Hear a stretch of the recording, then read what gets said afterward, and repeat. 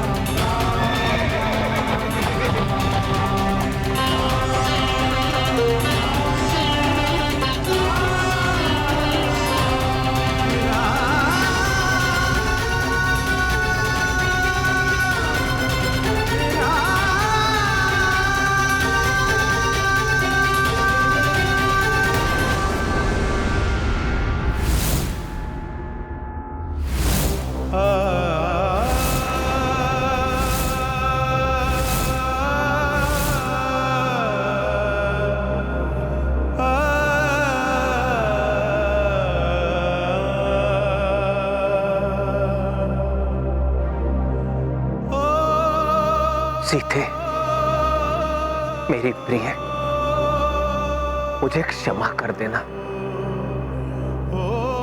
ये राम सदैव आपका अपराधी रहेगा। ये संसार आपके त्याग के लिए मुझे ही दोष देगा। इसे कदाचित कोई ही समझे, किंतु संसार के लिए ही मुझे यह करना पड़ा। सीते, आपके बिछोह का ये शूल हर क्षण आपके राम के हृदय को भेदता रहेगा। अब जीवन जिएगा राम, किंतु वो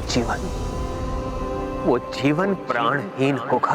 पीर हृदय की किसको सुनाए, आज व्यथित रघुराई।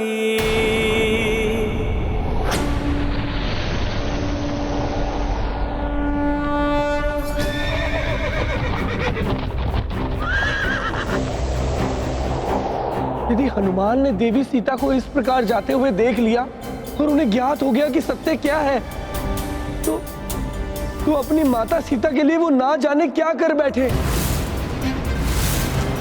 लक्ष्मण तो क्या, कोई भी उन्हें संभाल नहीं पाएगा।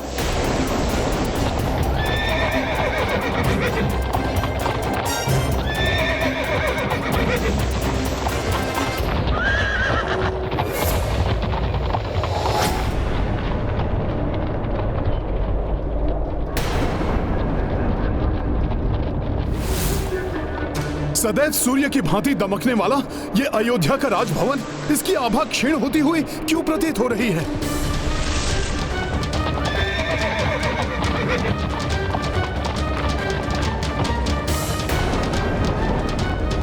राजभवन की आभा तो और अधिक क्षीण हो गई है।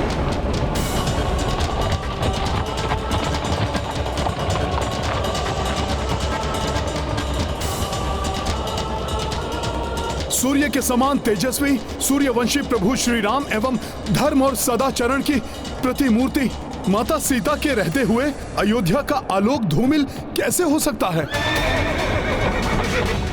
अवश्य ही मेरे जाने के पश्चात कुछ तो अनिष्ट घटित हुआ है यहाँ पर। मुझे शीघ्र ही प्रभु के पास पहुंचना होगा।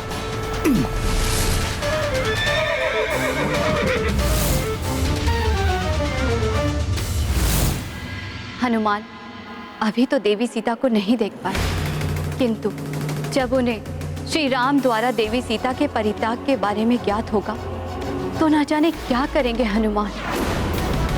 कहीं कोई बड़ा अनर्थ ना हो जाए। इतने समय पश्चात प्रभु श्री राम और माता सीता से भेंट होगी। मुझे लग रहा है कि जैसे मैं वर्षों से दूर हूं अपने प्रभु और माता से।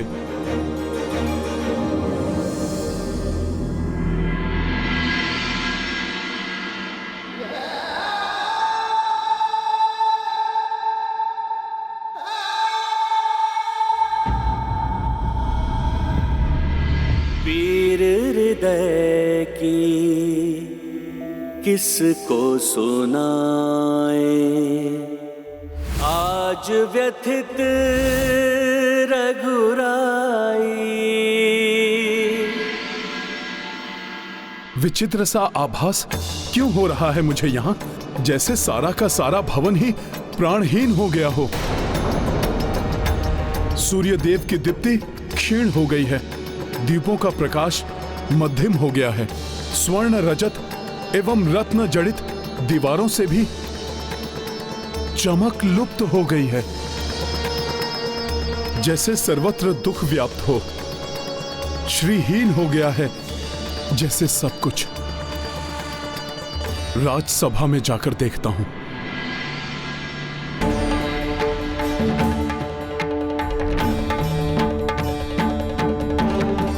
अच्छा, तो सब यहां है।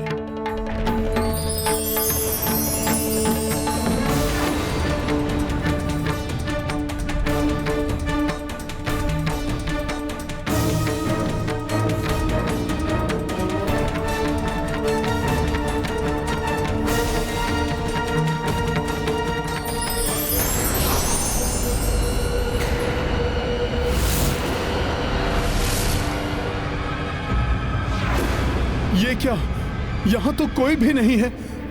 फिर कैसा भ्रम हुआ मुझे, किंतु माता के अदृश्य होने का दृश्य मुझे पुनः क्यों दिखाई दिया?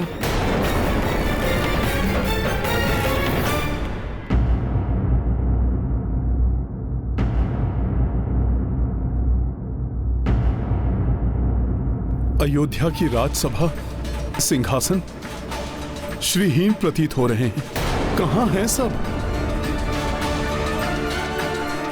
मेरा हृदय डूबा जा रहा है। अवश्य ही कुछ तो अनर्थकारी हुआ है मेरी अनुपस्थिति में। सदैव कोलाहल से गुंजायमान रहने वाला यह भवन आज इतना सूना और अशुभ सा कैसे दिखाई दे रहा है? मैं शत्रुघ्न भैया से पूछता हूं कि सत्य क्या है।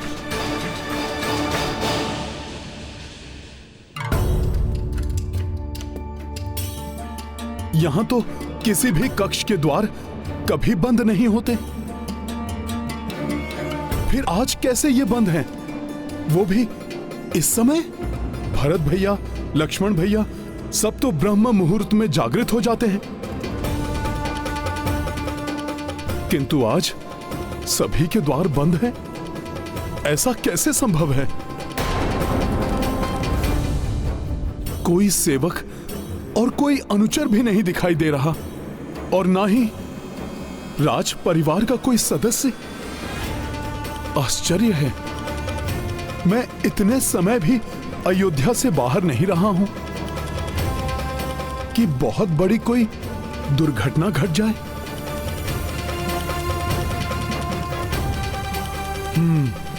प्रभु श्री राम से ही पूछ लेता हूं, वो अवश्य ही मुझे सारी वास्तविकता बता देंगे कि ऐसा क्यों है।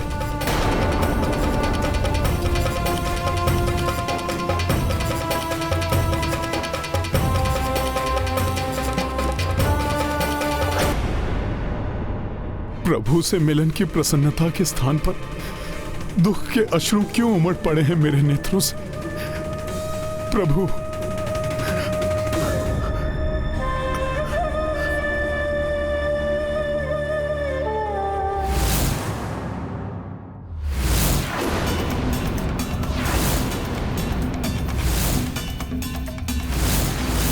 सीते,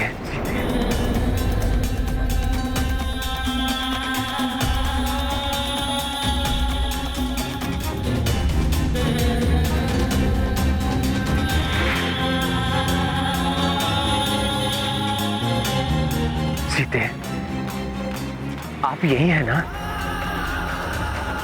मुझे विश्वास है, मैं कितना भी कहूं, किंतु मेरी सीता अपने राम से दूर नहीं जा सकती, नहीं जा सकती।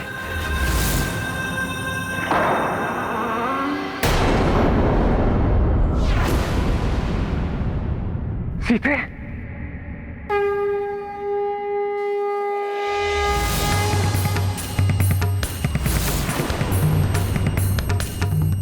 प्रभु, मैं हूं आपका सेवक हनुमान।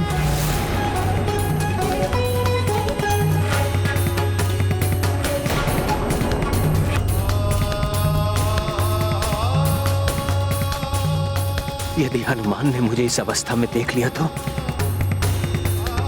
नहीं, हनुमान कैसे अपने प्रभु को इस व्यथित एवं टूटी हुई अवस्था में देख सकेगा?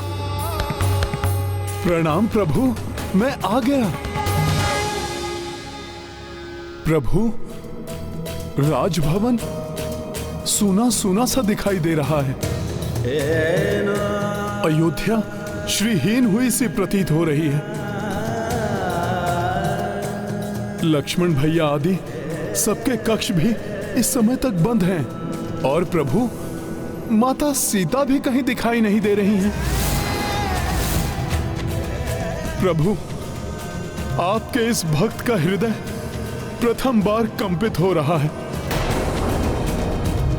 प्रभु, प्रभु कोई अनिष्ट तो नहीं हुआ है ना?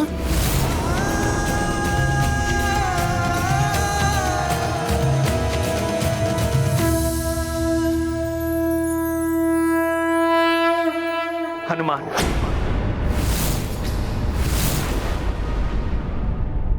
अभी कोई प्रश्न उत्तर नहीं। इस समय मुझे एकांत की आवश्यकता है। किंतु प्रभु, ये मैं बता नहीं रहा हूं हनुमान, ये मेरा आदेश है।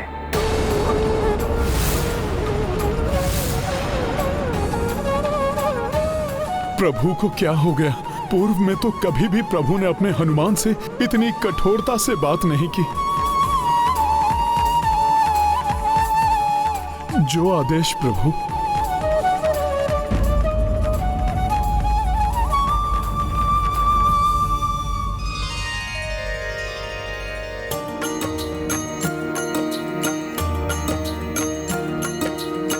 पहुँचे नगर कपि उल्लासित,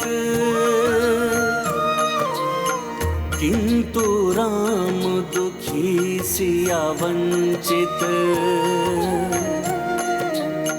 अवध भया श्रीहीन अभागा,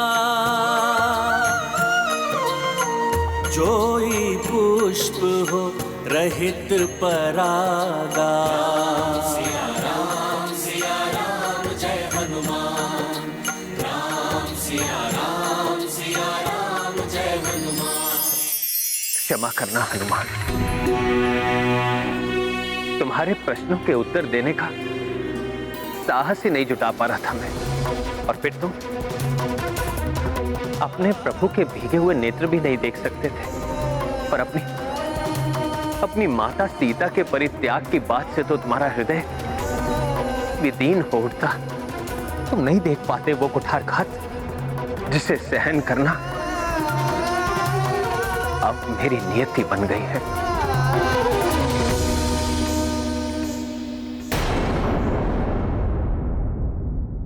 ये मैं बता नहीं रहा हूं हनुमान, ये मेरा आदेश है। अवश्य ही प्रभु अपने इस कठोरता के आवरण में कुछ छुपाने का प्रयास कर रहे थे। कोई बहुत बड़ा दुख या कोई असह्य पीड़ा है,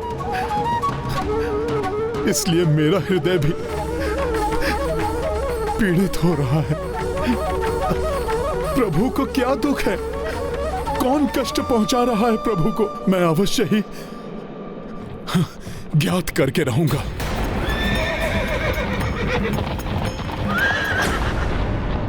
अब तो मेरे रघुनंदन आते ही होंगे।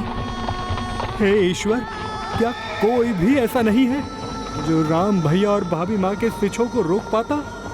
मेरे प्रभु मेरे रहते दुख पाए, ये मैं कदापि नहीं होने दूंगा। भले ही इसके लिए मुझे किसी से भी युद्ध करना पड़े, मैं करूंगा।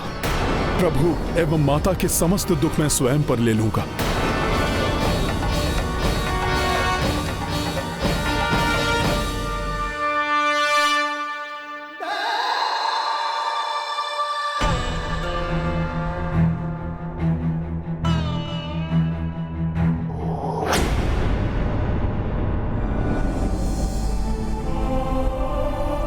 अपने स्वभाव के विपरीत पुष्कल यहाँ एकांत में क्यों रो रहे हैं?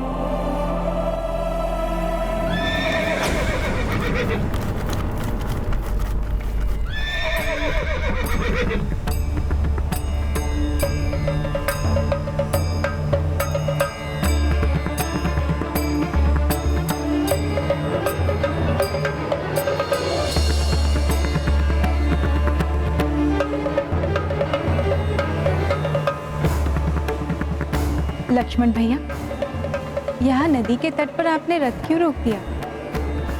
प्रतीत होता है मेरे स्वामी ने मुझसे यही मिलने का स्थान नियत किया है। भाभी माँ, भैया राम ने आपको गंगा पार के वन में ले जाने को कहा है।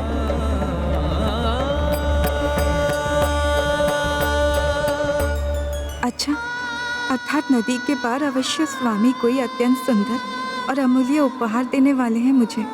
वहां से आगे वो स्वयं चलेंगे मेरे साथ। प्रणाम माता, मैं केवट।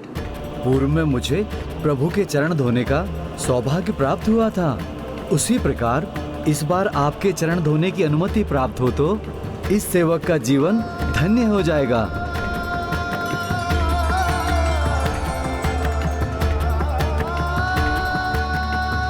भाभी माँ, ये सौभाग्य तो मुझे भी चाहिए। अवश्य।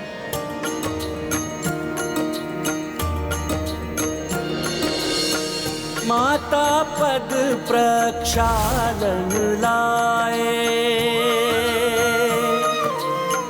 लक्ष्मण के वट जल भर लाए, नीर बहाए लक्ष्मण नयना, दुख मन प्रक्षालित मां चरणा। सिया राम जय हनुमान। उत अश्रु में डूबे रघुराई, उत्तर कासे कपि नहीं पाई। देव दुखी पीड़ित मां गौरी, टूटी राम सिया की जोड़ी। सिया राम जय हनुमान। राम सिया राम जय हनुमान।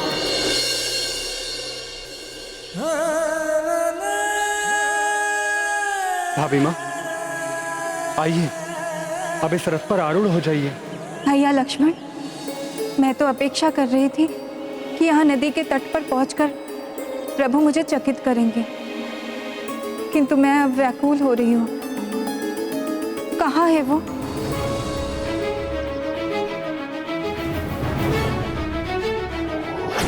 राजकुमार पुष्कल, क्या हुआ है? क्यों रो रहे हैं आप पुत्र? और माता सीता कहाँ हैं? प्रभु यहाँ नहीं आएंगे भाभी माँ। अब यहाँ माता से मिलने की आस त्याग दीजिए हनुमान जी। माता आपको यहाँ नहीं मिलेंगी। प्रभु श्री राम ने माता सीता को वनवास के लिए भेज दिया हनुमान जी।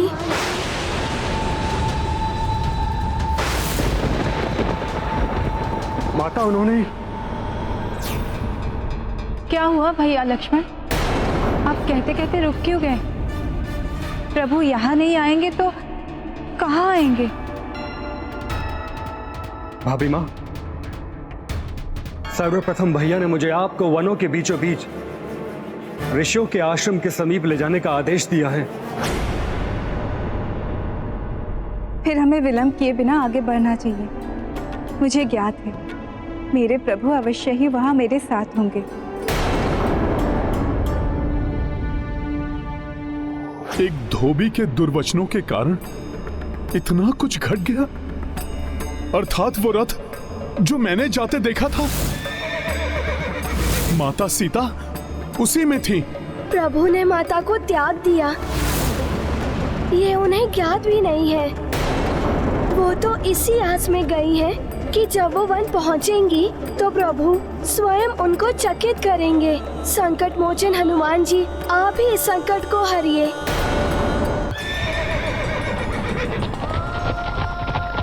मेरे स्वामी अवश्य आएंगे, विश्वास है मुझे। अब माता को और अंधकार में रखना उचित नहीं, किंतु उनसे सत्य कहूं भी तो कैसे? प्रभु श्री राम ने राजधर्म निभाया है राजकुमार पुष्कल, और मैं पुत्र धर्म निभाऊंगा। राजा की मर्यादा ने माता सीता को वनवास भेज दिया, तो पुत्र धर्म का पालन करते हुए मैं भ्राता लक्ष्मण को प्रभु श्री राम के आदेश का पालन करने से रोक दूंगा। माता की रक्षा का दायित्व निभाऊंगा मैं।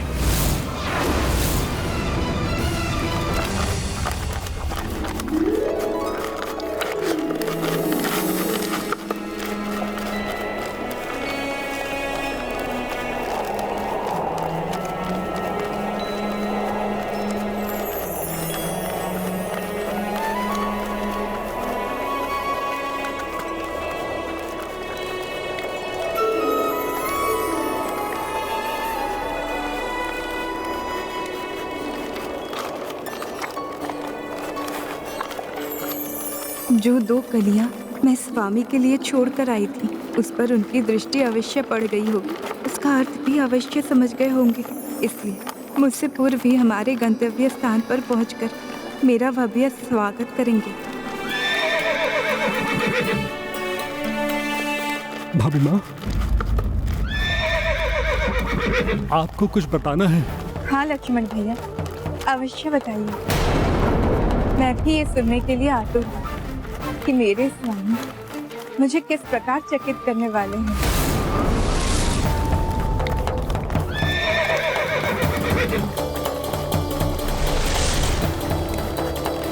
भाभी माँ,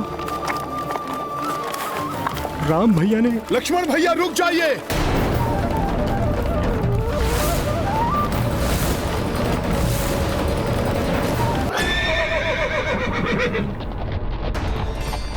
भाभी माँ, आपको कुछ बताना है? हाँ लक्ष्मण भैया, अवश्य बताइए। मैं भी ये सुनने के लिए आतुर हूँ कि मेरे स्वामी मुझे किस प्रकार चकित करने वाले हैं।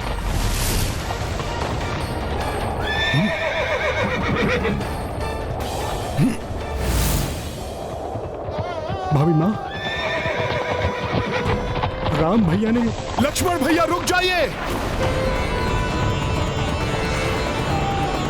रुक जाइए लक्ष्मण भैया।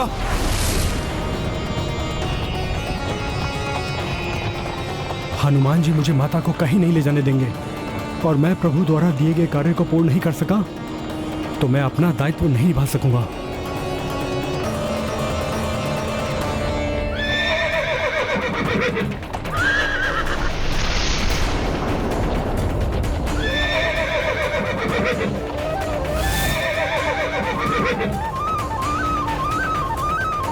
लक्ष्मण भैया, पुत्र हनुमान, वो हमारे पीछे है, फिर आप रुक क्यों नहीं रहे हैं?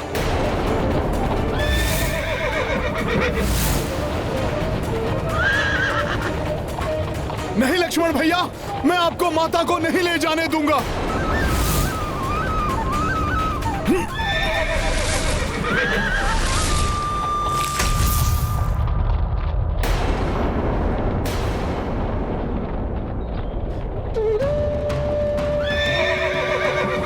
ये कैसा हट है लक्ष्मण भैया, आप रथ क्यों नहीं रोक रहे हैं?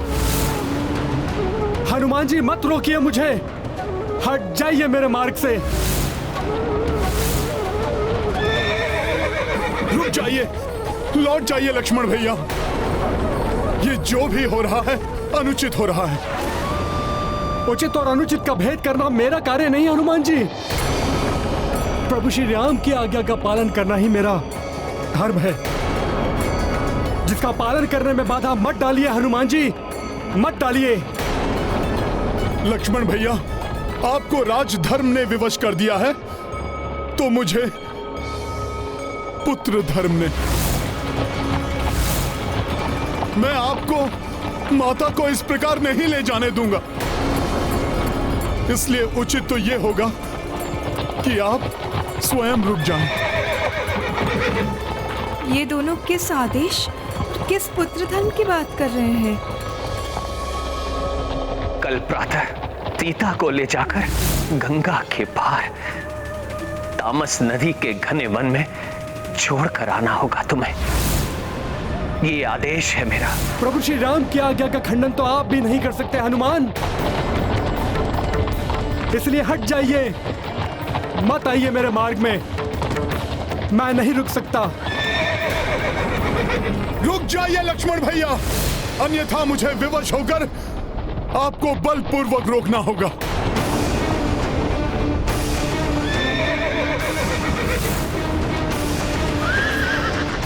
धृष्टता मत करो हनुमान, हट जाओ सामने से।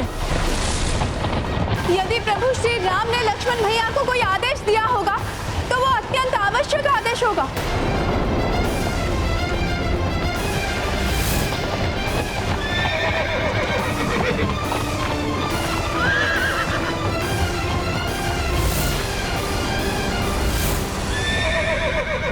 मुझे क्षमा कीजिए माता, मैं इस प्रकार आपको प्रभु से पुनः विलग होते नहीं देख सकता।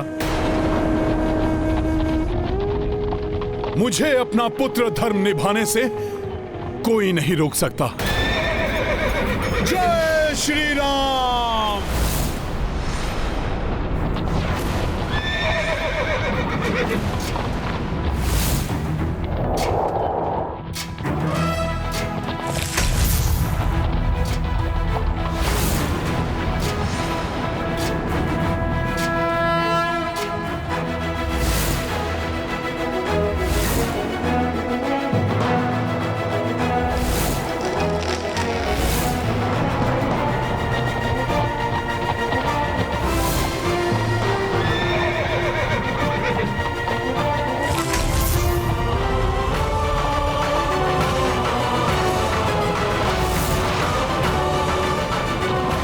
आगे नहीं जा सकते लक्ष्मण भैया, क्योंकि आगे का मार्ग तो बाधित हो चुका है।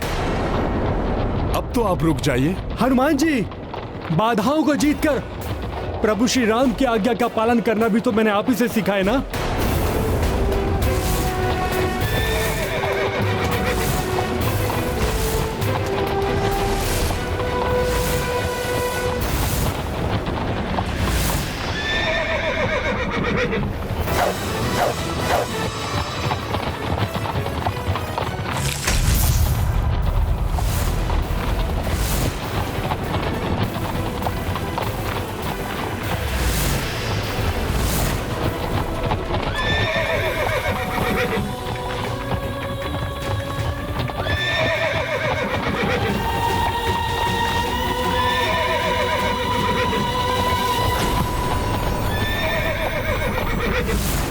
श्री राम विरह की पीड़ा से तो द्रवित है ही, कहीं हनुमान और लक्ष्मण का ये संघर्ष उन्हें आहत न कर दे।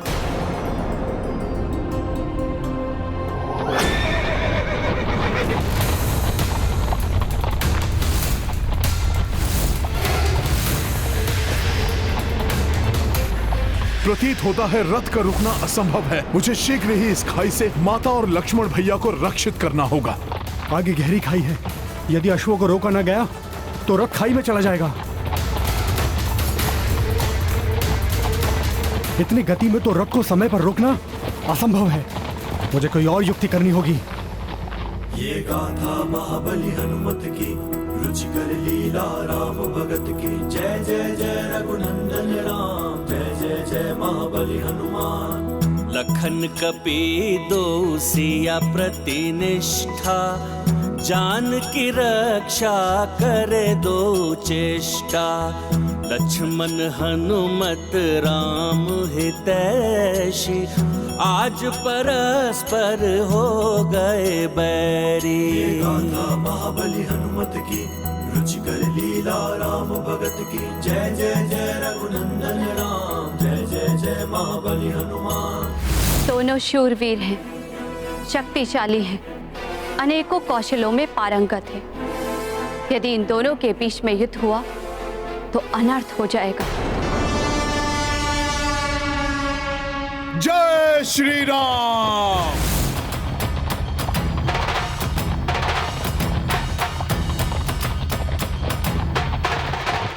रुक जाइए लक्ष्मण भैया, अब आपके पास कोई विकल्प नहीं है। मेरे मार्ग से हटना आपके लिए एकमात्र विकल्प है हनुमान जी।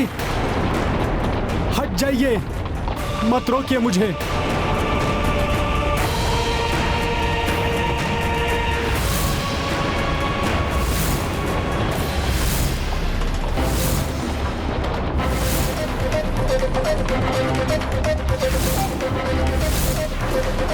रुक जाइए आप दोनों।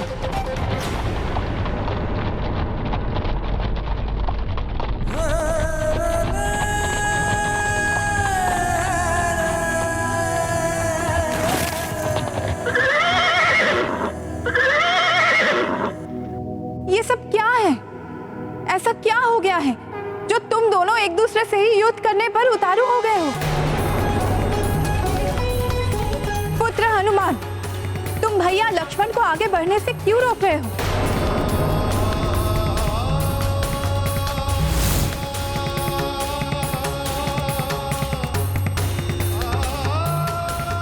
भैया लक्ष्मण, आप बताइए मुझे, क्या आदेश है आपको जो आप आगे बढ़ने से रुक नहीं सकते?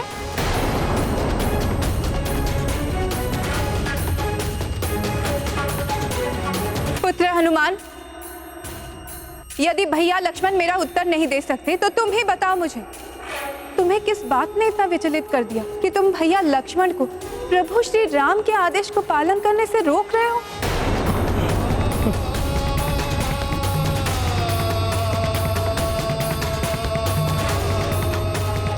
माता, आपने मुझे ये किस दुविधा में डाल दिया। मैं ये कैसे बताऊं आपको। माता, आपको नहीं ज्ञात कि लक्ष्मण भैया आपको कहां ले जा रहे हैं? किसने कहा मुझे ज्ञात नहीं?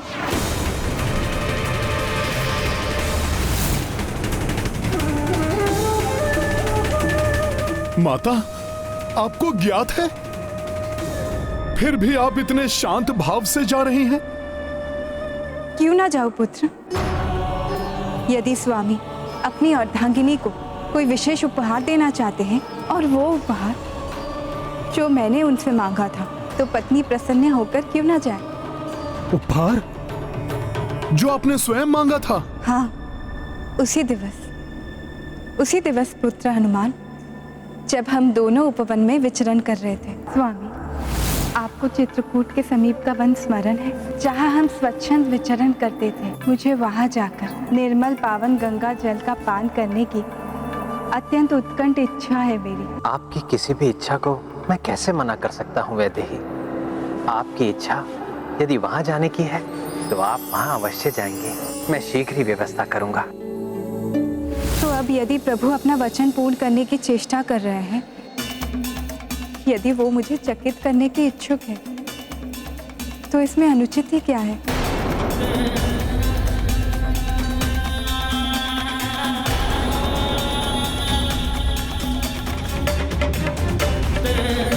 ये तो उपहार ही है ना? भैया लक्ष्मण, स्वामी ने आपको मुझे वन में ले जाने के लिए ही आदेश दिया है ना? वो स्वयं भी वहां आने वाले हैं ना? माता के नेत्रों में कितना भोलापन है, इस निश्चलता को मैं कैसे खंडित कर सकता हूँ? क्या हुआ लक्ष्मण भैया, उत्तर दीजिए ना। स्वामी ने आपको वन में ले जाने के लिए आदेश दिया है ना? कुछ तो कहिए लक्ष्मण भैया। आपकी ये चुप्पी मुझे नुकीले के बाण के समान भेद रही है। लक्ष्मण भैया, क्या हुआ है? कहिए ना, उत्तर दीजिए मुझे।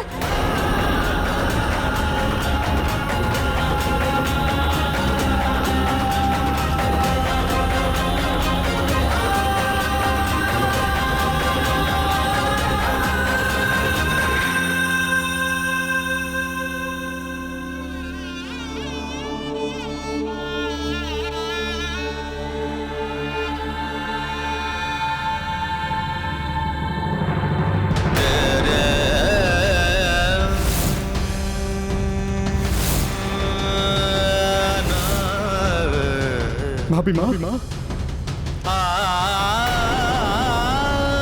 ईश्वर करे ये सब आपको बताने के बाद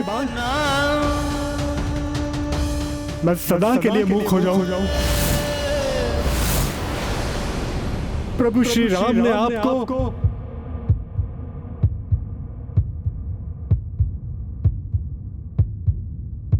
त्याग दिया है।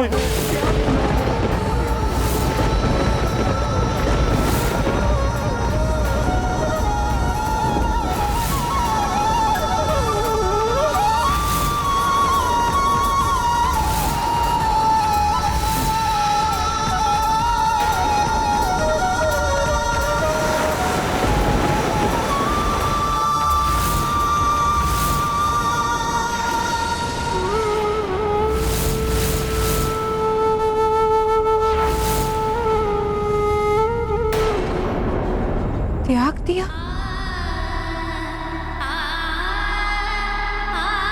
मेरे स्वामी ने मुझे त्याग दिया?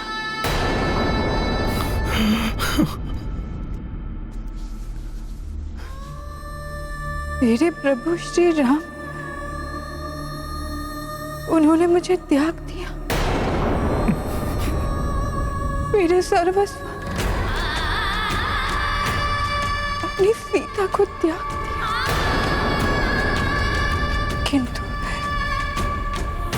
किंतु क्यों?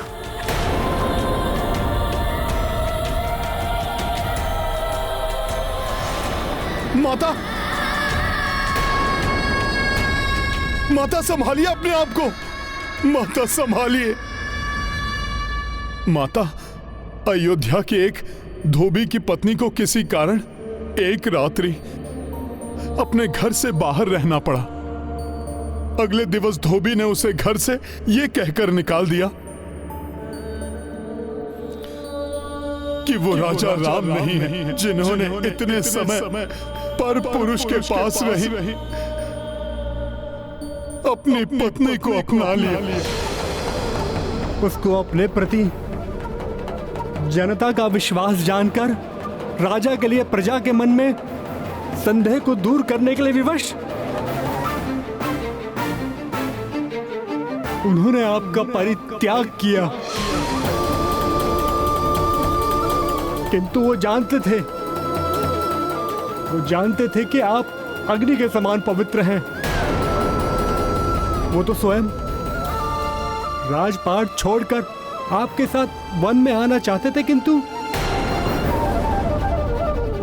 हम भ्राताओं में से किसी का साहस नहीं हुआ कि प्रभु श्री राम का उतारा हुआ राजमुकुट धारण कर सके। एक मूर्ख धोबी की दूषित सोच से उपजे संवाद के कारण मेरी माता को देश निकाला क्यों दिया गया? पतिव्रता पर संदेह करने का दंड तो उस धोबी को मिलना चाहिए। सर्वविदित है कि प्रभु श्री राम के द्वारा पराजित होने के पूर्व माता सीता ने ही रावण को अपने तपोबल, अपनी निष्ठा, अपने पतिव्रत और हृदय में बसे प्रभु श्री राम के विश्वास से पराजित किया था।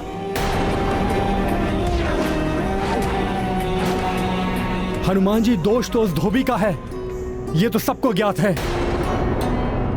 भाभी माँ का सुख किसी और के संदेह की बलि चढ़ा है, किंतु राज धर्म की मर्यादा के लिए प्रभु श्री राम ने यह निर्णय लिया है। किंतु राजधर्म के पालन हेतु इस परिस्थिति का कोई और समाधान भी तो निकल सकता था लक्ष्मण भैया।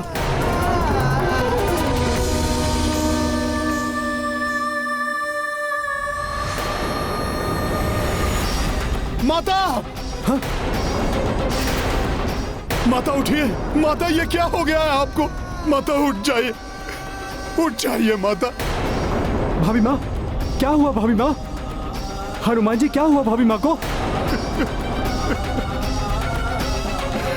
लक्ष्मण भैया, इतना बड़ा दुख भला कोई कैसे झेल सकता है? माता, आपका ये पुत्र आपको लौटा ले जाएगा। माता उठिए, उठ जाइए माता।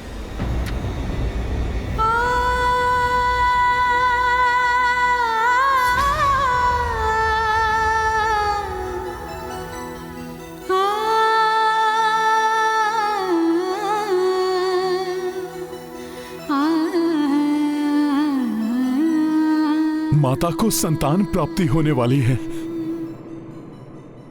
प्रतीत होता है लक्ष्मण भैया वो देखने में असमर्थ हैं जो मैं देख पा रहा हूं। माता अपने भीतर 2 नन्हे जीवन पाल रही हैं। ऐसी अवस्था में तो उनका राजभवन में रहना अति आवश्यक है। लक्ष्मण भैया, हमें इसी क्षण माता को राजभवन ले जाना होगा। रुकिए हनुमान, मैं भैया श्री राम के आदेश का उल्लंघन नहीं कर सकता।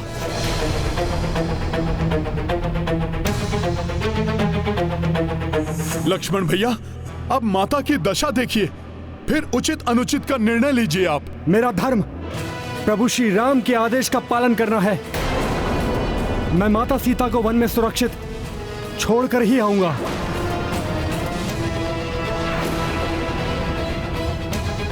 लक्ष्मण भैया, मैं आपको ऐसा कदापि नहीं करने दूंगा। फिर भले इसके लिए मुझे आपसे युद्ध ही क्यों न करना पड़े। प्रभु श्री राम की आज्ञा है, बिना पालन किए वापस नहीं लौट सकता। माता को इस अवस्था में छोड़ युद्ध करना अनुचित लग रहा है, किंतु लक्ष्मण भैया को रोकने का यही एकमात्र उपाय है।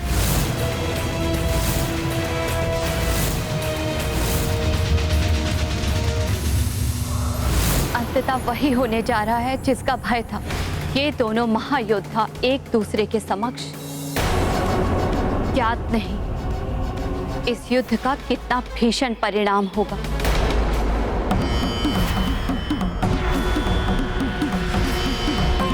क्या किसी उपाय से ये युद्ध नहीं टाला जा सकता? दुर्भाग्यवश इसका कोई उपाय नहीं है हनुमान जी।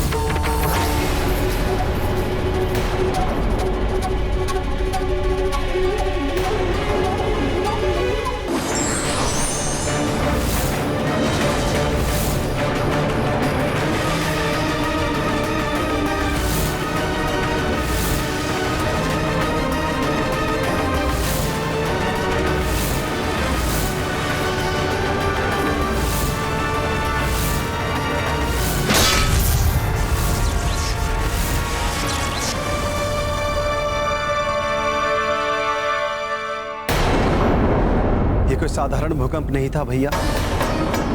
भैया, कहीं भाभी माँ का कोप तो नहीं, जो आपके द्वारा उनका त्याग किया जाने का समाचार पाकर जागृत हुआ है।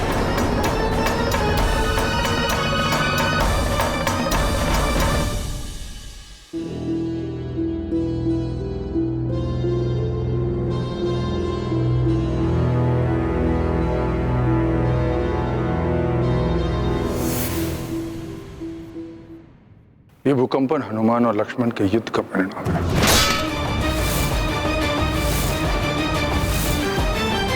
अर्थात हनुमान को ज्ञात हो गया। हनुमान अपने भोलेपन में इस आदेश को कभी स्वीकार नहीं करेगा और सीता को रोकने का हर संभव प्रयास करेगा, क्योंकि उसे ज्ञात है कि मेरा हृदय भी सीता से दूर नहीं होना चाहता।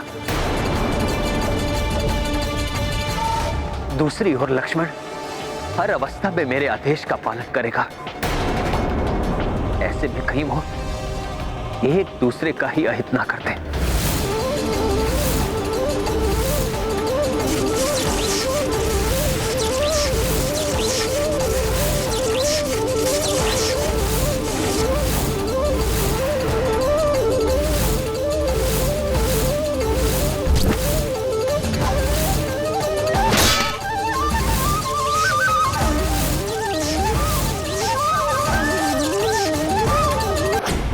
महाबली योद्धा है हनुमान, और भ्राता लक्ष्मण भी अत्यंत उग्र महायोद्धा हैं।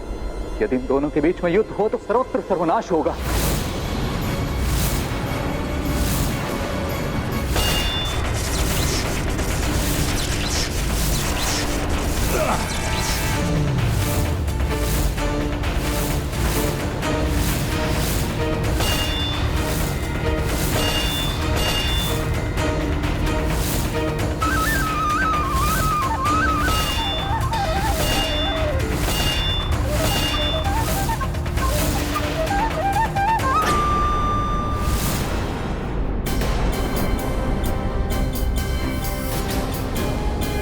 माता की अवस्था को ध्यान में रखते हुए मुझे शीघ्र इस युद्ध को समाप्त करना होगा।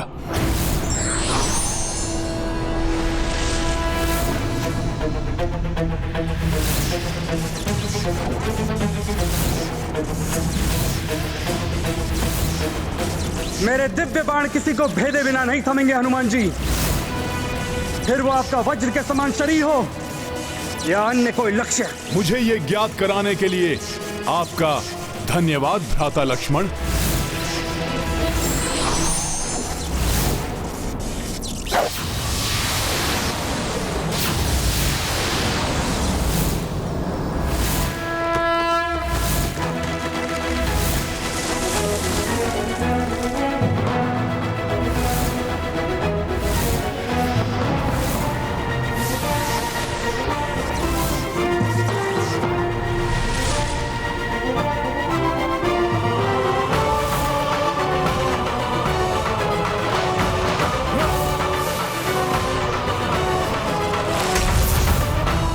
लक्ष्मण भैया, आपका प्रहार तो मैंने रोक लिया, किंतु अब आप कीजिए मेरे प्रहार से अपना बचाव।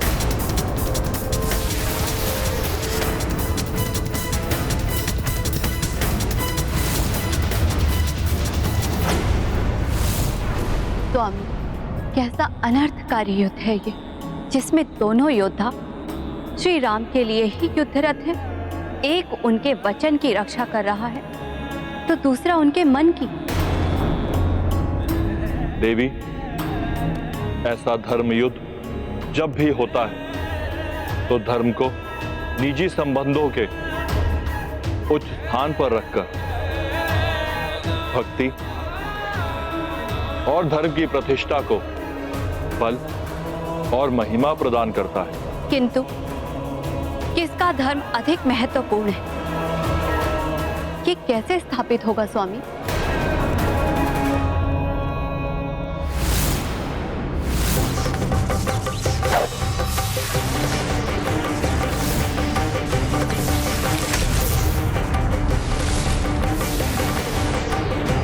जय श्री राम।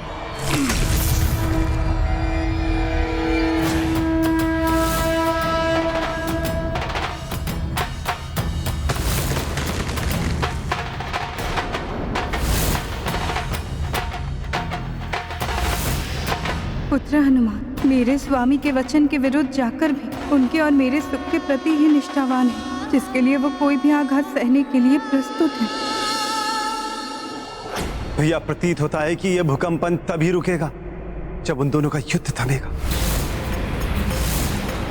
कोई ना कोई उपाय तो अवश्य होगा इस विध्वंसक महायुद्ध को रोकने का। एक उपाय है।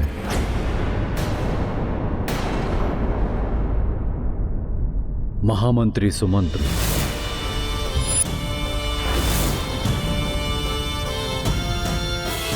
जिनके परामर्श से आपका और आपके भ्राताओं का जन्म संभव हुआ, राजा रोम्पा द्वारा अपनी पुत्री शांता के दान से श्रृंगी ऋषि को पुत्र कामेष्ठी व्रत के लिए तैयार करने का सुझाव इन्होंने ही दिया था। हनुमान के पिता महाराज केसरी जी के घनिष्ठ मित्र हैं सुमंत्र, इसलिए हनुमान इनकी बात कभी नहीं टालेगा। मैंने महामंत्री सुमंत्र को यहां बुला लिया है।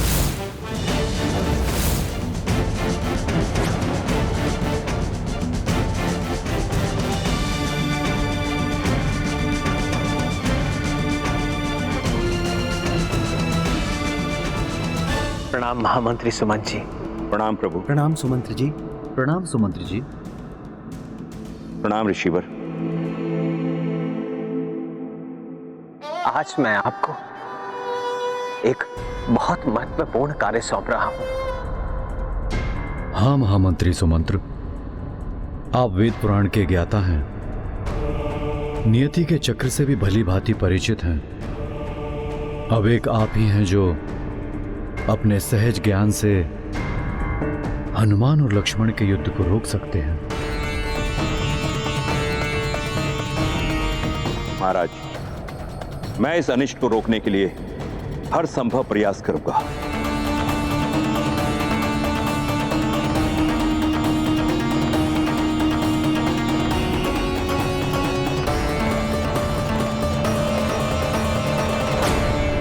माता की इस अवस्था में मुझे उन्हें अयोध्या ले जाने में अधिक विलंब नहीं करना चाहिए।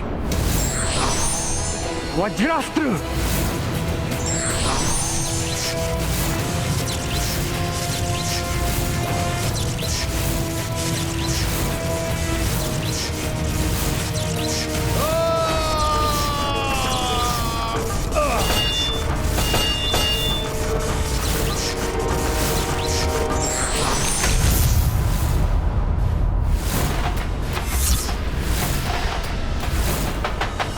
आज तक महाबली हनुमान के जिस बाहुबल के बारे में सुना था, आज मैं स्वयं उसका सामना करूंगा। ये मेरा सौभाग्य है या कोई दुर्भाग्य, ये तो मुझे ज्ञात नहीं, किंतु आज मुझे भी एक रघुवंशी योद्धा के बल से जूझने का अवसर प्राप्त हो रहा है।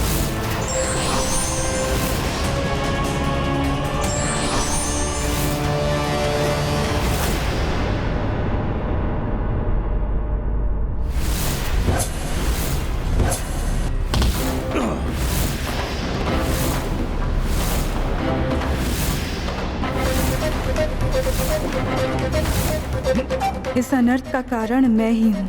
ना रावण मेरा हरण करता, ना ही स्वामी को ऐसा निर्णय लेने पर बाध्य होना पड़ता, किंतु मेरा दुर्भाग्य इन दोनों के अहित का कारण क्यों बने।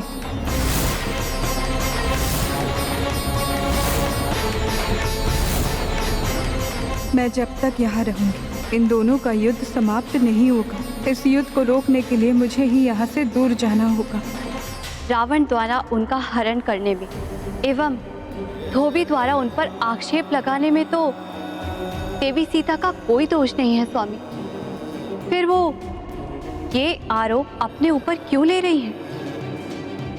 देवी, पाप, लोभ, ईर्ष्या, अहंकार से प्रेरित दुरात्मा पाप कर्म कर आगे बढ़ जाते हैं, किंतु उनके पापों का दोष उनके द्वारा पीड़ित पर ही डाल दिया जाता है।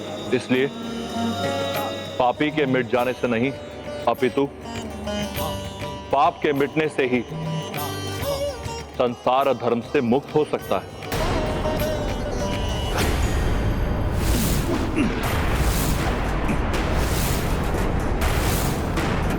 दोनों का ये युद्ध मेरे लिए असहनीय है, इसलिए अब मेरा इन दोनों से दूर जाना ही उचित है, क्योंकि मुझे ये कदापि स्वीकार नहीं कि मैं तुम्हारे और स्वामी के जीवन में दुविधा का कारण बनूं।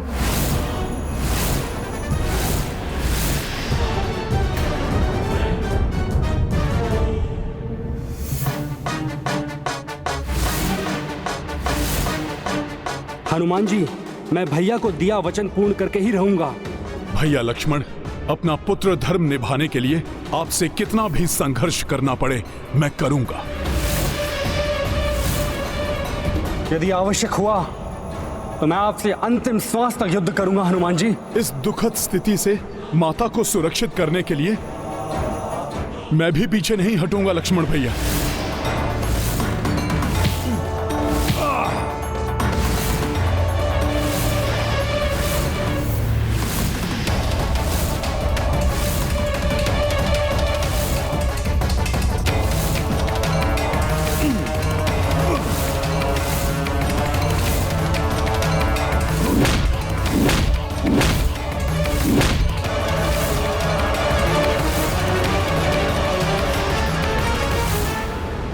क्या हुआ हनुमान जी? आप रुक क्यों गए? युद्ध से मन भर गया क्या आपका? लक्ष्मण भैया, जब माता ही यहां पर नहीं है तो हम ये युद्ध किसके लिए कर रहे हैं?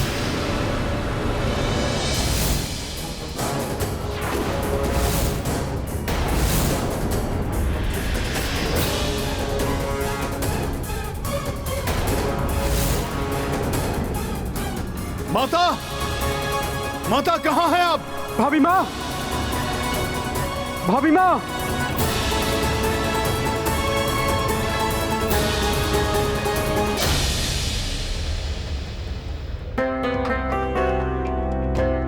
माता के आभूषण? लक्ष्मण भैया, माता यही कहीं होंगी। हमें शीघ्र ही उन्हें ढूंढना होगा। भाभी हमें बिना बताए क्यों चली गई हनुमान जी? भैया लक्ष्मण, आप भी तो बिना वास्तविक कारण बताए उन्हें यहां पर ले आए थे, किंतु व्यर्थ के इस विमर्श में समय गवाए बिना हमें माता को ढूंढना चाहिए।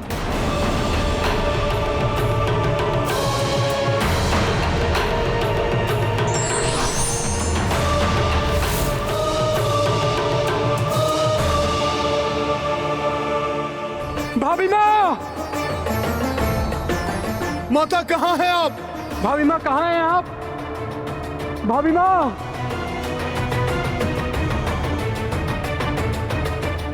भाभी माँ, भाभी माँ कहाँ हैं आप? भाभी माँ, माता, भाभी माँ, भाभी माँ कहाँ हैं आप? माता आप कहाँ हैं?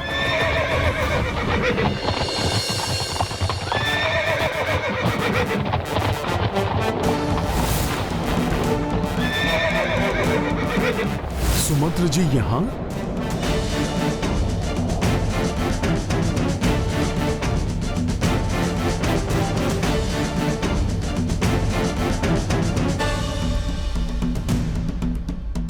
प्रणाम सुमंत्र जी।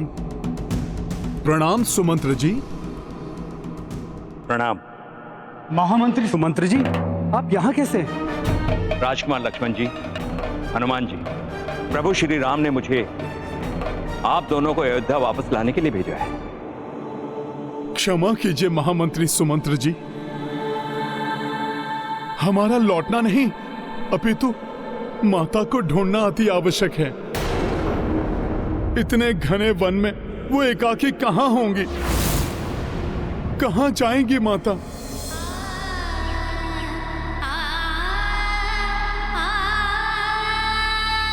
इस प्रसन्नता के अवसर पर मैं तो प्रभु से चकित कर देने वाले उपहार की अपेक्षा कर रही थी, किंतु मेरी नियति को तो कुछ और ही स्वीकार था। माँ बनूंगी ये सोचकर प्रसन्न हूँ या पति से बिछड़ने का शोक मना। ऐसे दुख ने घेरा है माता को कि वो एकाकी रुदन करती रहेंगी। सुमंत्र जी, मैं उन्हें पुनः वैसे ही नहीं देखना चाहता जैसे मैंने प्रथम बार लंका में उनके दर्शन किए थे, प्रभु के विरह में अश्रु बहाते हुए। हनुमान जी, यही तो विधि का विधान है। यही समझाने के लिए तो प्रभु श्री राम ने मुझे यहां भेजा है। सुमंत्र जी, इस समय प्रभु इस स्थिति को राजधर्म की दृष्टि से देख रहे हैं, किंतु मुझे ज्ञात है उनके मन की दृष्टि तो बस माता पर ही टिकी है। इसलिए सर्वप्रथम मेरा माता को ढूंढना ही अति आवश्यक है। हनुमान जी, आप सर्वथा उचित कह रहे हैं, परंतु मैंने प्रभु श्री राम की दशा देखी है। उन्होंने मात्र इस विश्वास के साथ मुझे यहां भेजा है कि आप मेरा कहा मानेंगे। आपके मन की दशा मुझे ज्ञात है हनुमान जी। ये परिस्थिति जितनी कठिन आपके लिए है, उतनी ही राजकुमार लक्ष्मण जी के लिए है, मेरे लिए और संपूर्ण अयोध्या वासियों के लिए। किंतु यही नियति है, इसे टाला नहीं जा सकता। आपको इसे समझने की आवश्यकता है हनुमान जी। सुमंत्र जी, नियति होती तो अवश्य अटल होती, किंतु उस धोबी की कुबुद्धि के कारण हुई इस स्थिति को तो सुधारा जा सकता है। नहीं हनुमान जी, ये घटना भी पूर्व नियत है, जिससे आप और प्रभु श्री राम अनभिज्ञ हैं, और इसका कारण एक श्राप है।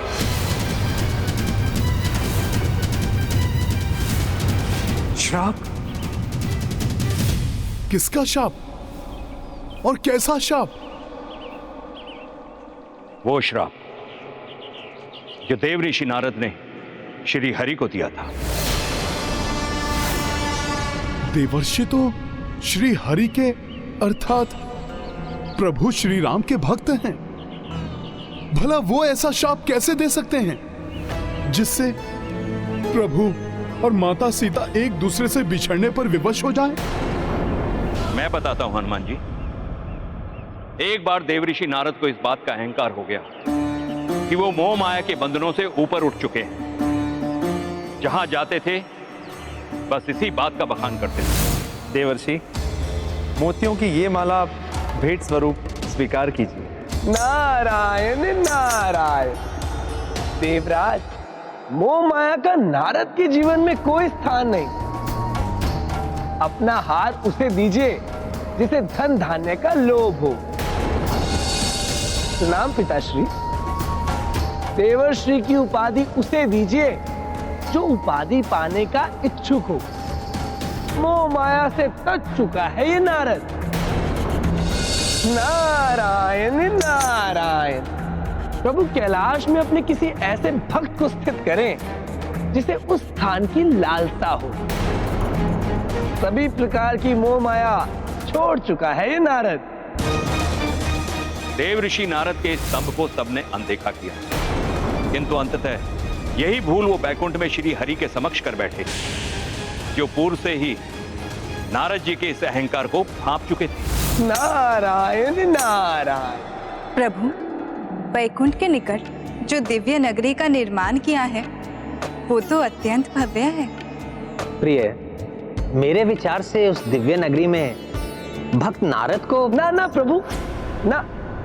नारद मोह माया के फेर में नहीं पड़ने वाला। आप ऐसी दया दृष्टि अपने किसी ऐसे भक्त पर कीजिए जो अभी भी माया के कुचक्र में ही पड़ा हो। नारायण नारायण।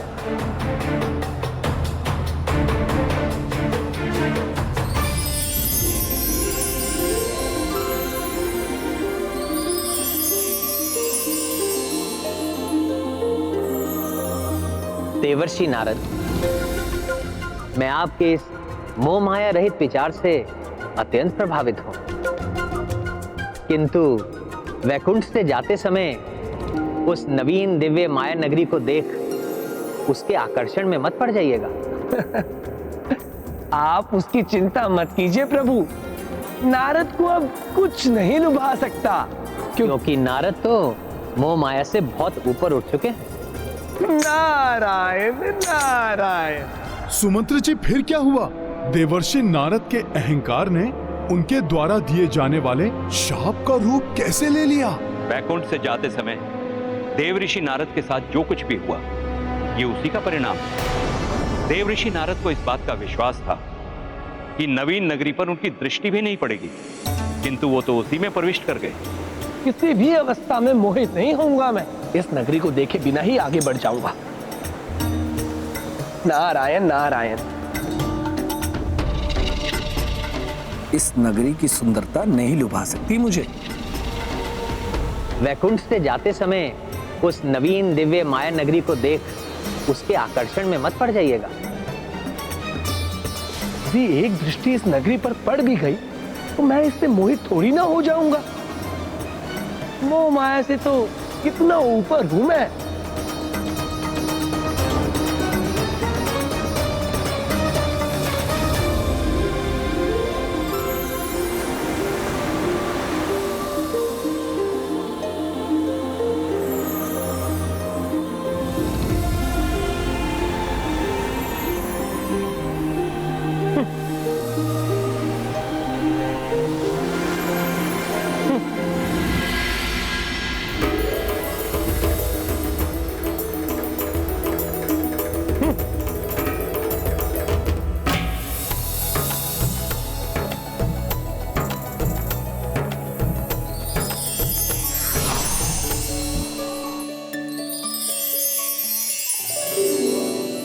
कल तो आप अपने जीवन साथी का चुनाव कर ही लेंगी देवी।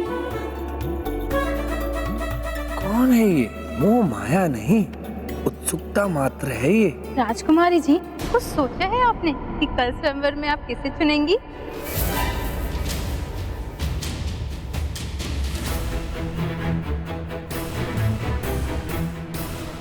राजा को चुनेंगी या किसी योद्धा को, किसी देवता को चुनेंगी या किसी ऋषि को?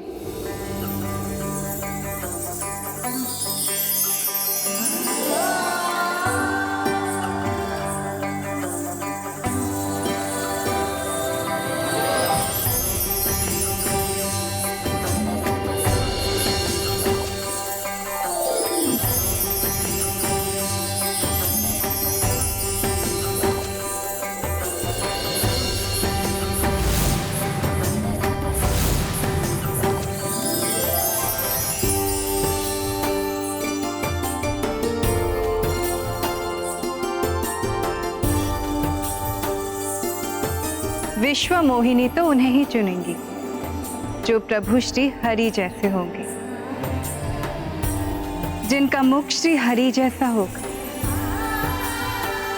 जिनका रूप श्री हरि जैसा होगा।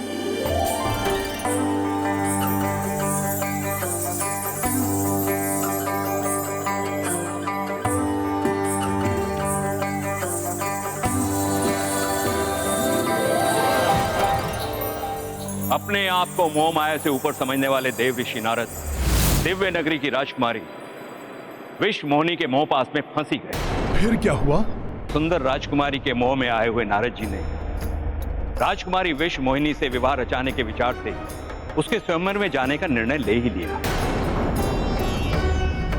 उस समय उनको राजकुमारी के शब्द स्मरण हुए जिसमें उन्होंने कहा था कि वो उसी को वर चुनेंगी जो श्री हरि के जैसा होगा। तो उसी पल नारद जी श्री हरि के पास लौट गए। विश्व मोहिनी तो उन्हें ही चुनेंगी जो प्रभु श्री हरि जैसे होंगे, जिनका मुख श्री हरि जैसा होगा।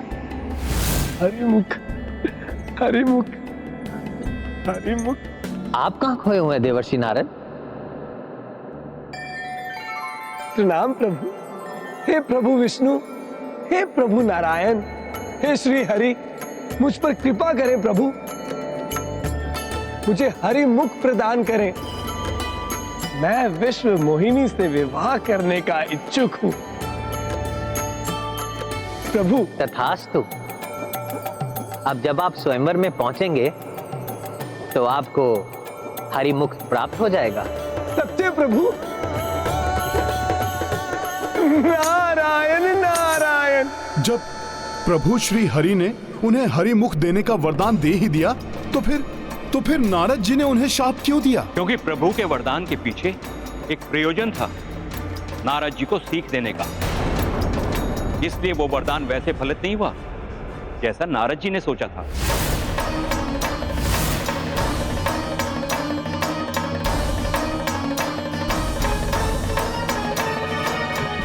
ये कौन सा स्वांग रचा है इन्होंने? हमसे तो भिन्न लग रहे हैं ये।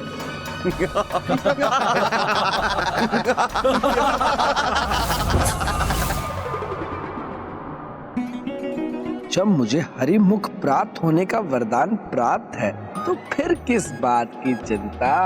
नारायण नारायण। प्रतीत होता है इन सभी को मेरे हरि मुख को देखकर ईर्ष्या हो रही है, इसलिए ऐसे देख रहे हैं मुझे। वानर मुख क्यों था उनका? क्योंकि वानर के लिए दूसरा शब्द है श्री हरि। ये बात नारद जी वरदान मांगते समय भूल गए थे। तो राजकुमारी जब स्वयंवर के लिए पधारी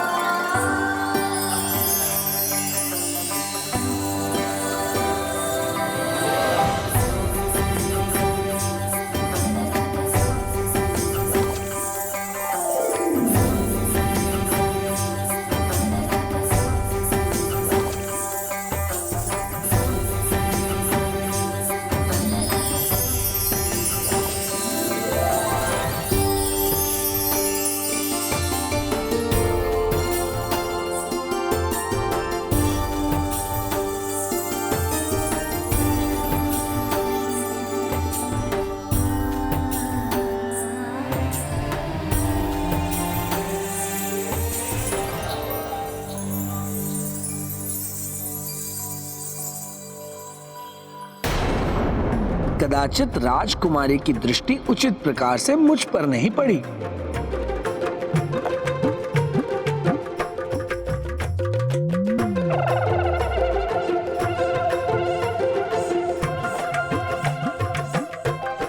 राजकुमारी, आप एक बार अपनी दृष्टि को केंद्रित कर मुझे देखिए। मैं वैसा ही हूं जैसे वर की इच्छा आपने की है। आप मेरे हरिमुख का तिरस्कार कैसे कर सकती हैं? आपका तो मात्र मुख ही नहीं, समस्त क्रियाकलाप भी वानरों जैसे हैं। इस वानर को भीतर प्रवेश किसने करने दिया? हरिमुख अर्थात वानर मुख है इनका। हरि वानर।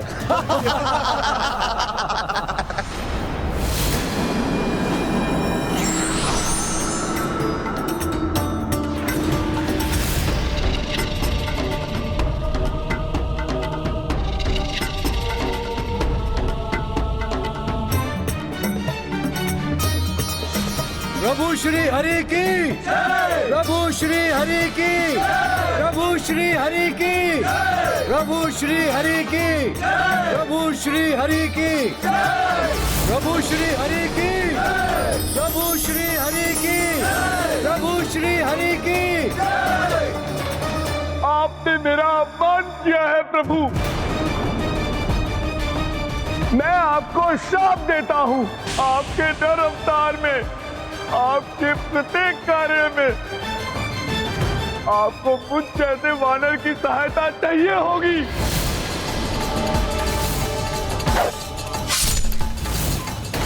और जिस प्रकार आपने मुझे दुख दिया है ना प्रभु, ठीक उसी प्रकार पत्नी के बिछोह का दुख आपको भी झेलना होगा।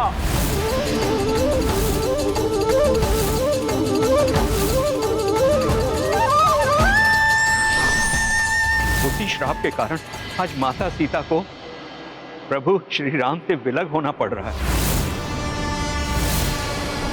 सुमंत्र जी, नियति है तो भी मैं माता को वन में एकाकी कैसे छोड़ सकता हूँ? हनुमान जी, नियति ने इस घटनाक्रम के साथ उस स्थान को भी नियत कर रखा है जहां माता सीता को शरण प्राप्त होगी। वहां अनेक ऋषि मुनियों के आश्रम हैं।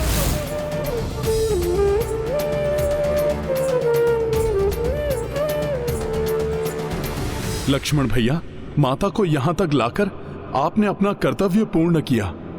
अब आप लौट जाइए और प्रभु से कहिए कि यदि मैं माता को अयोध्या नहीं ला सकता तो वो इस पुत्र को इतनी अनुमति ही दे दें कि मैं तब तक उनका ध्यान रख सकूं जब तक उनको कहीं शरण की प्राप्ति नहीं होती। प्रभु तो स्वयं यही चाहेंगे। वनवास में भी उन्होंने कभी माता को एकाकी नहीं छोड़ा था। हम दोनों भ्राताओं में से सदैव कोई ना कोई उनके साथ अवश्य रहता था, सिवाय उस दिन के जब रावण ने छल से मुझे और भैया को माता से दूर कर दिया था।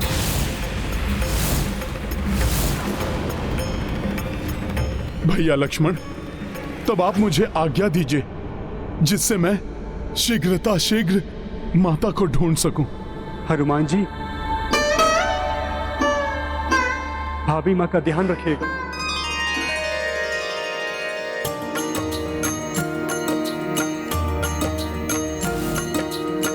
स्वयं सियामा रूपा शक्ति, मर्यादा पालन बन भटकी, भावुक चित्त ढूंढे कपिराई, किंतु माता झलक न पाई। राम सिया राम जय हनुमान।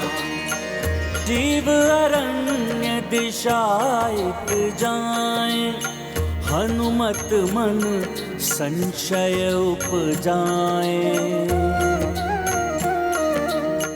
जानकी अब निद्रा को पाई, सिंह भुजंग निकट सब जाई। राम सिया माता आप कहाँ हैं?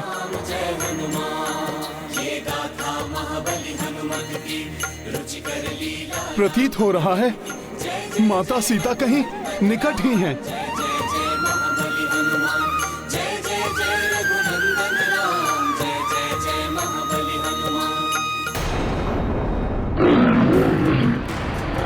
माता,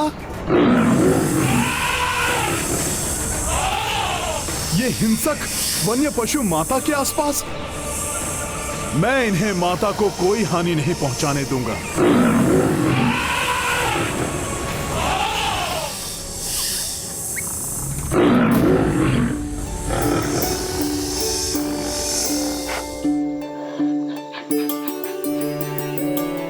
किंतु ये सब तो माता को कोई हानि पहुंचा ही नहीं रहे हैं।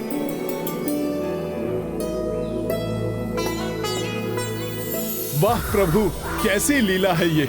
अवश्य ही माता के सदाचरण एवं नारी धर्म के तेज का प्रभाव है ये, जो हिंसक पशु भी हिंसा का त्याग करके माता की सेवा में लगे हुए हैं।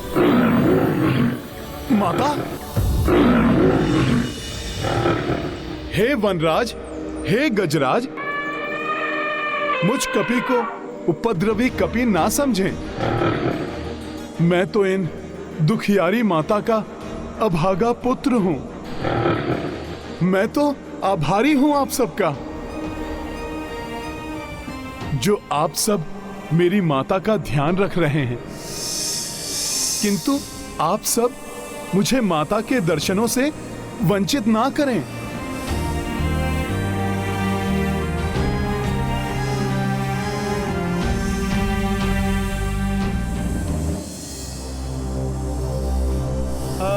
माता,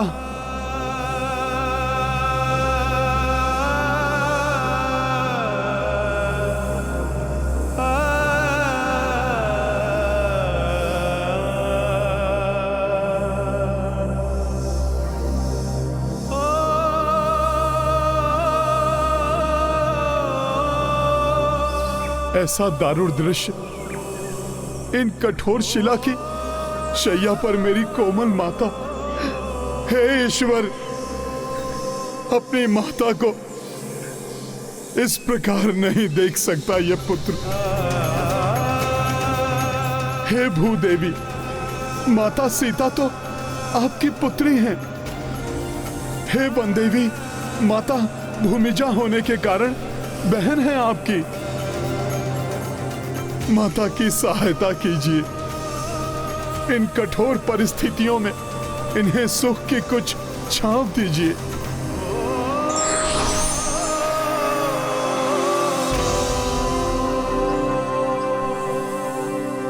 मेरी विनती स्वीकार कीजिए। मेरी माता के कष्ट कम कर दीजिए माता।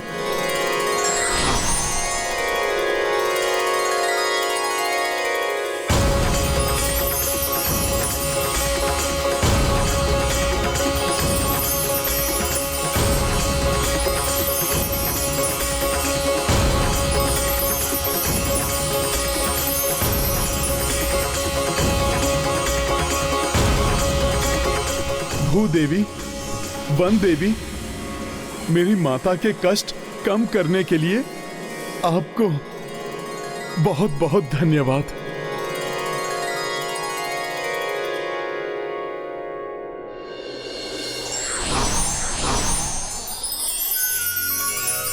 प्रकृति के इस सुंदर परिवर्तित वातावरण में जब तक माता विश्राम कर रही हैं, तब तक मैं माता के भोजन के लिए फल आदि और पीने के लिए जल की व्यवस्था कर देता हूं।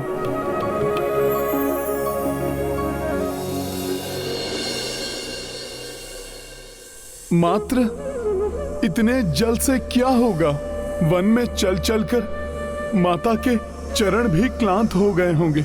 माता के चरण पखारने के लिए भी तो और जल लाना होगा।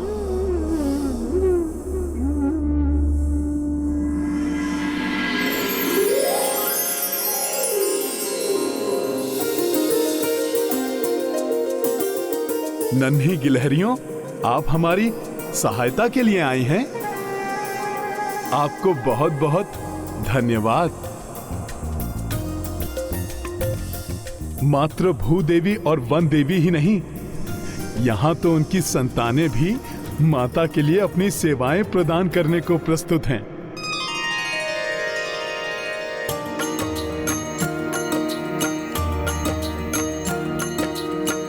माता की सेवा के लाई तत्पर वन्य जीव कपिराई, सब हुसिया सेवा महव्यस्ता, मिलजुल के करी भोजन व्यवस्था। राम सिया राम जय हनुमान। अभि परंतु कपि चित्त पीड़ित, राम कंज नयन जल पूरित।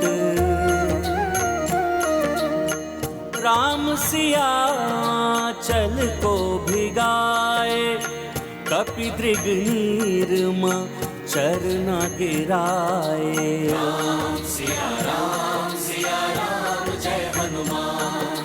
राम सिया राम जय हनुमान। ये गाथा महाबली हनुमत की, रुचिकर लीला राम भगत की।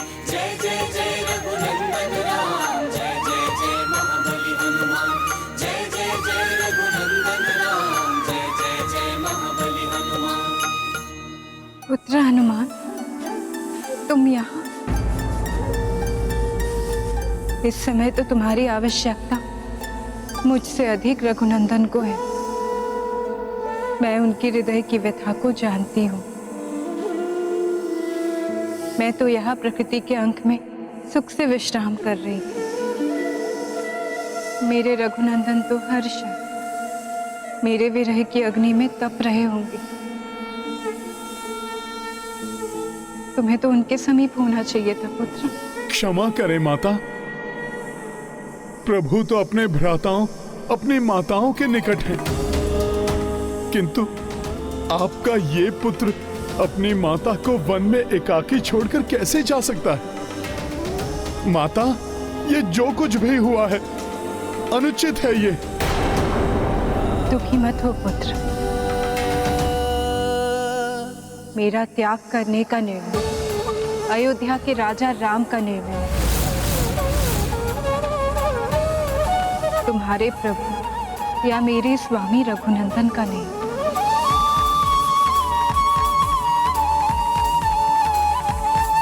इस सत्य के बारे में तो तुम भी जानते हो पुत्र। किंतु माता। हनुमान, रघुनंदन के कृत्य पर प्रश्न उठाने वाला कोई भी उनके कृत्य के सार को नहीं समझ सकता। अयोध्यापति रघुनंदन का कोई भी निर्णय सारहीन नहीं होता।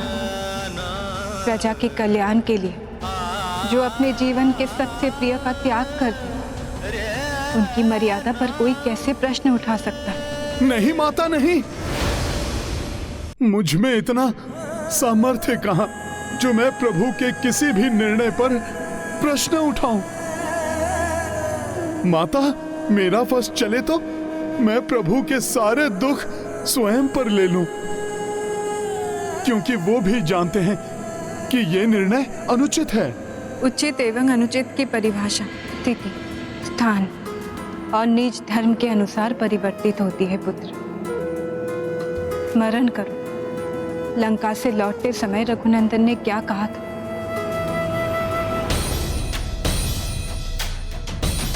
अयोध्या के राजा राम ने जो किया उचित ही किया।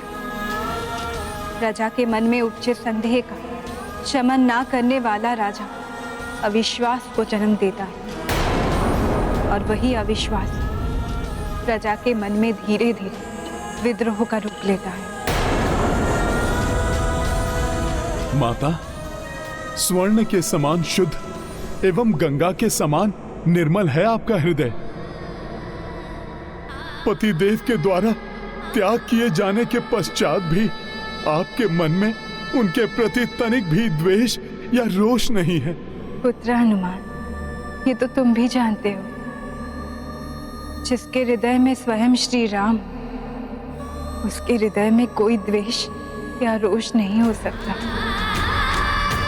तेरे लिए तेरी प्रभु की इच्छा ही सबसे बड़ा सुख है। माता, आप अपना पति धर्म निभा रही हैं और प्रभु राजधर्म निभा रहे हैं, तो आप मुझे भी अपना पुत्र धर्म निभाने के लिए यहाँ आपके समीप रहकर आपकी सेवा करने की मुझे अनुमति दीजिए। यदि मैंने हनुमान को यहाँ रहने की अनुमति दी तो स्वामी को वहाँ कौन संभालेगा? नहीं नहीं, मैं ऐसा नहीं कर सकती। यदि हनुमान स्वामी के पास नहीं रहे तो स्वामी मेरे विरह की पीड़ा में टूट जाएंगे।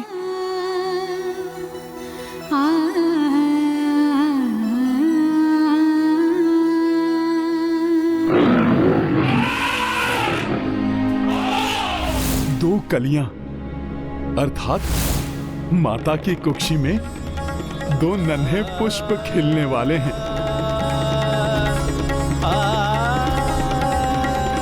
माता, मुझे पूर्ण विश्वास है कि यदि प्रभु को ज्ञात हो गया कि आप मां बनने वाली हैं, तो प्रभु आपको कदापि एकाकी नहीं छोड़ेंगे। हनुमान ने कैसे जान लिया कि मुझे मां बनने का सौभाग्य मिला है?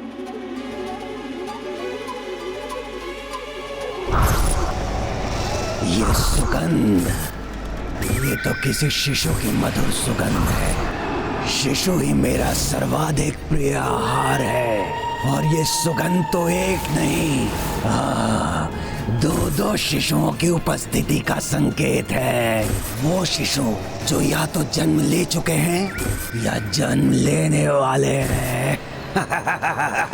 मुझे ऐसा क्यों आभास हो रहा जैसे मेरी संतानों पर कोई बहुत बड़ा संकट आने वाला हो।